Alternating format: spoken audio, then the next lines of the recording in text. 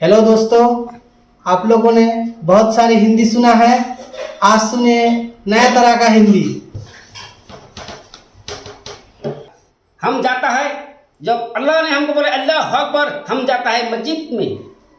दारू ऐसा चीज है, आप लोग जितना आदमी हैं दारू एकदम छोड़ दीजिए। दारू खराब चीज है। दारू के लिए माँ को भी नहीं चिंता है, बाप को भी नहीं जानता है। बीबी तो क्या चीज है, बीबी को तो हर टाइम में लात मारता है। दारू का के बोलता है हम गए तुम कहाँ है।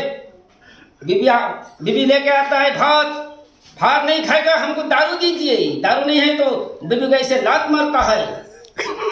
इसलिए आप लोग हर आदमी को हम बोल रहा है दारू खराब चीज है, दारू मत पियो। दारू में इतना मेडिसिन दे रहा है, हर आदमी मर रहा है। दारू खराब चीज है, दारू